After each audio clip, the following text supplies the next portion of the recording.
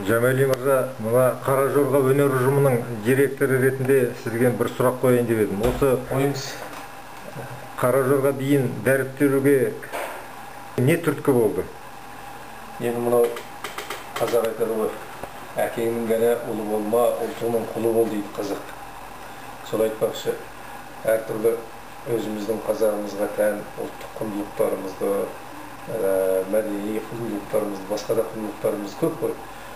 Соның бірі болған міне қазақтың қасиетті биі Қара Жорғаны осы былтыр 2009-дың октябрь айында Қытайдағы Алтай, оның ішінде Өр-Алтайдың шіңгілінде бүткіл миллиард Қытай мойынды Гиннестер кітабына кіргізді ғой.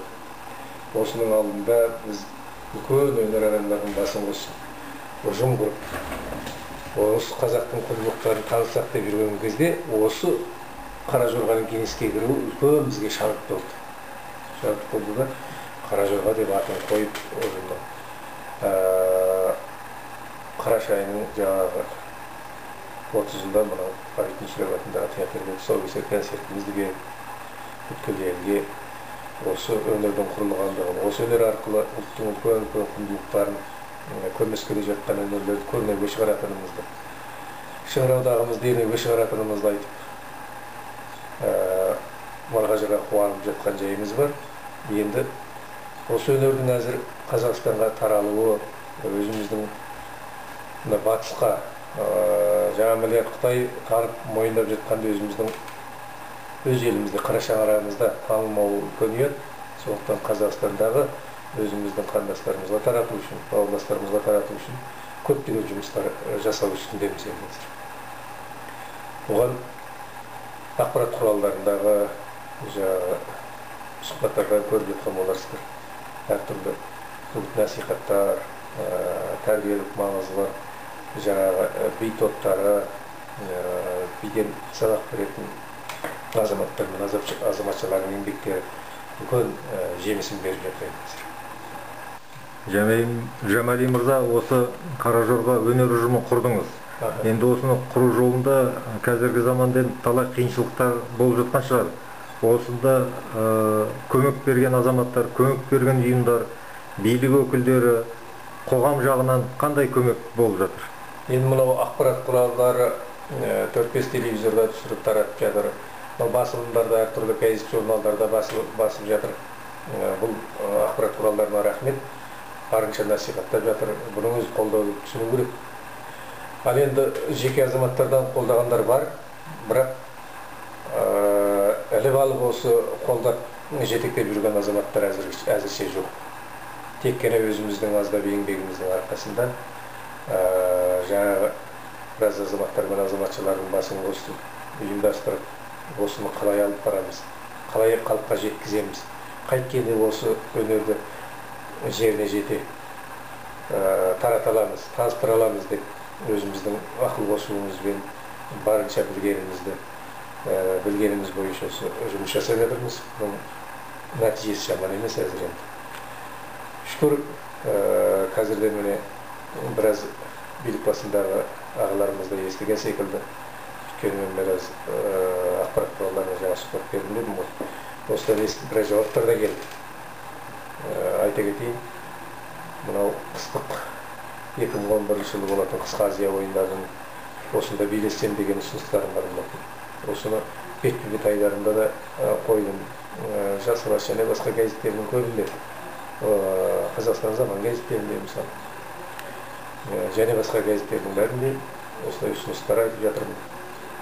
Үлкен халықаралық деңгейде көтерсек себеп.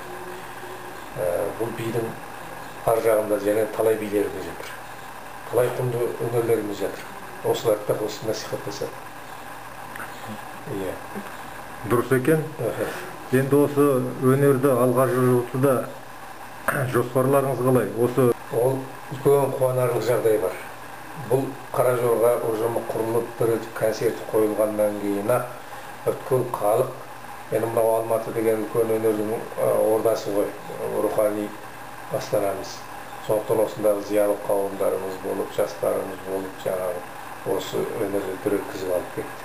Алып кетті де қазір қиыншылықсыз болмайды әрине өнер. Өнер жүрген жерде үлкен қиыншылық болады. Мынау бәсекелестікпен қызғанышты ауыстырып алатын адамдар көп болады екен. Осындай кейбір жағдайларға ұшырап жатырмыз. Оның бәрі мен ешқашан бұған мойынсұнып, бұған жасып қалмаймын. Себеп қойға қасқыр шаппаса қоймаңқа болып кетеді ол. Уақыт өз бағасын береді. Уақыт өз бағасын береді.